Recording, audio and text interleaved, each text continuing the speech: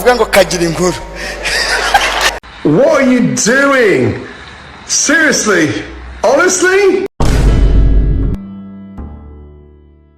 It's a beautiful day, blessing Dopa Media. Nizera kumeze neza cyane udukurikiye uri mu bice bitandukanye by'isi, abadukurikira muri Afrika, muri Aziya, muri Europe ndetse no muri Oceania. Turabasuje tubaye n'ibyikaze by'umwihariko abamaze gukora subscribe kuri Dopa Media.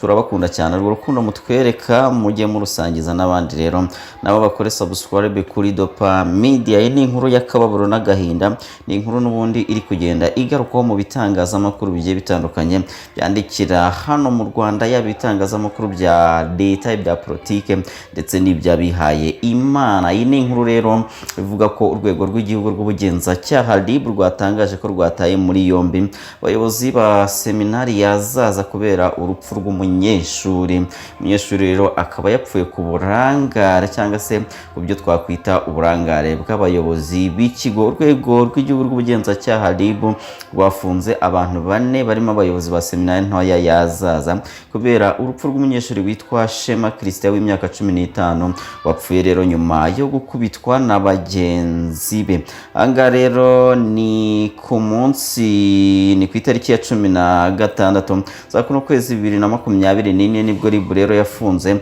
abanyeshuri barimo Tuyizere Egide w'imyaka 20 na Murenzi Ahmed w'imyaka 18 ndetse na Padiri Nkomeje Gusaba Alexandre w'imyaka 38 ushinzwe umutungo ndetse na Padiri Mbonigaba Jean Bosco w'imyaka 33 usanzwe ashinzwe imyitwarire y'abanyeshuri.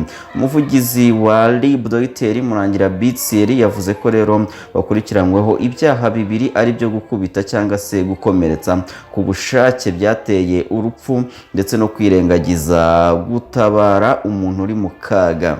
Yakomeje avuga ko rero abanyeshuri babiri Tuyizere Egide na Murenzi Ahmed bigaga mu mwaka wa 5 w'amashuri yisumbuye bakurikiranyweho icyaha cyo gukubita ndetse no gukomeretsa ku bushake byateye urupfu mugenzi wabo, bamuziza rero ko atarangije imirimo y'isuku yari yahawe. Ni mu gihe Padiri Nkomeje Gusaba Alexandre na Padiri Mbonigaba Jean Bosco bakurikiranyweho rero icyaha cyo kwirengagiza gutabara umuntu uri mu kaga, aho rero bamenyeshejwe ko uwo mwana yakubiswe rero na bagenzi be ku buryo bubabaje, akaba ameze nabi ndetse ari kuribwa mu nda, ariko banga gutanga imodoka rero kugira ngo imwihutane imugeze kwa muganga. Abo rero ntibabyumva bakavuga ko arimo kwirwaza, barabate na ibyo no kwirwaza by'abana, banga gutanga imodoka rero kugira ngo imwihutane imugeze kwa muganga, birangira ahasize ubuzima. Dr Murangira yavuze ko byabereye rero kuri rino shuri kuri Petit Seminari yazaza iherereye mu karere ka Ngoma mu murenge wa Zaza akagari ka Nyagatugunda mu mudugudu wa Jambere, aho yavuze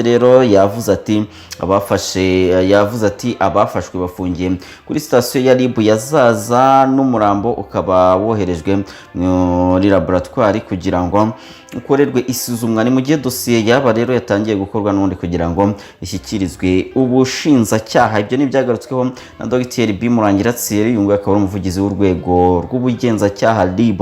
Gukubita cyangwa se gukomeretsa ku bushake ni icyaha giteganywa n'ingingo y'121 y'itegeko nimero 68 akarongo kaberamye 2018, akaba ari itegeko ryo ku ya 30/8 2018 riteganya ibihano n'ibyaha muri rusange.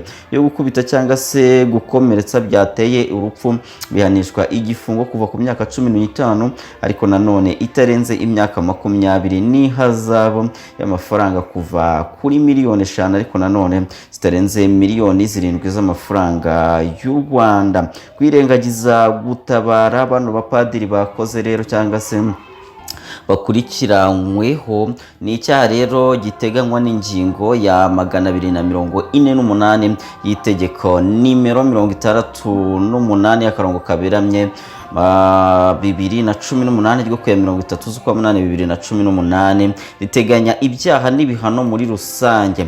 Iki cyaha iyo kiguhamye rero gihanishwa n'ubundi gifungo kuva ku mwaka umwe ariko kitarenze imyaka 3 n'ihazabu y'amafaranga y'u Rwanda kuva ku 300 3 ariko nanone bitarenze ibihumbi 500.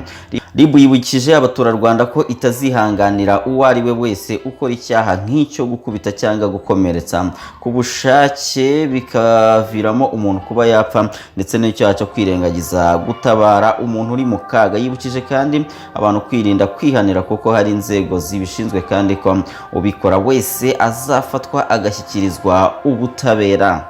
Petit Seminaire ya Zaza ni imwe mu zikuze hano mu Rwanda kubera ko yashinzwe ku itariki ya 7 Ukwakira mu mwaka wa 1668 ishingwa na Musenyeri Joseph Sibomana, umwepiskopi wa mbere wayoboye Diocese Katolike ya Kibungo. Ni washinze rero ino seminari. Seminari ya Zaza ni ya Diocese Katolike ya Kibungo, iherereye Zaza, Paroisse Missionnaire ya 2 nyuma ya Save mu mateka y'iyogezabutumwa mu Rwanda. Iri muri kilometero 30 uturutse i Rwamagana na kilometero 25 uturutse i Kibungo. Kuva mu mwaka wa 1968 seminari ntoya ya Zaza imaze kugira abayobozi bagera kuri 16. Abo ni Musenyeri Aimable Kazubwenge wayiyoboye kuva mu mwaka wa 1968 kugeza mu mwaka wa 1971. Padiri Charles Gatsigazi wayiyoboye kuva mu mwaka wa 1971 kugeza mu mwaka wa 1973. Musenyeri Jean Nsengimana wayiyoboye kuva mu mwaka wa 1973 kugeza mu mwaka wa 1977. Padiri Starato Gakwaya wayiyoboye kuva mu mwaka wa 1977 kugeza mu mwaka wa 1980.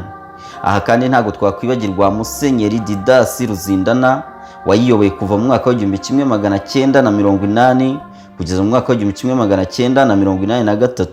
Musenyeri Philippe Rukamba nawe yayoboye ino seminari ya Zaza kuva mu mwaka wa 1983 kugeza mu mwaka wa 1991. Musenyeri Kizito Bahuje Imihigo yayoboye ino seminari kuva mu mwaka wa 1991 kugeza mu mwaka wa 1994. Padiri Modeste Gahizi yayoboye ino seminari ya Zaza kuva mu mwaka wa 1996 kugeza mu mwaka wa 1998. Padiri Octavie Kabagire yayoboye ino seminari ntoya ya Zaza kuva mu mwaka wa 1998 kugeza mu mwaka wa 2000. Padiri Vedaste Kayisabe yayiyoboye kuva mu mwaka wa 2000 kugeza mu mwaka wa 2002, imyaka 2 gusa. Kuva mu mwaka wa 2000 kugeza mu mwaka wa 2003 ino seminari ntoya yayobowe na Padiri Cyprien Dusabeyezu. Padiri Jean Baptiste Gakumba ayiyobora kuva mu mwaka wa 2003 kugeza mu mwaka wa 2005.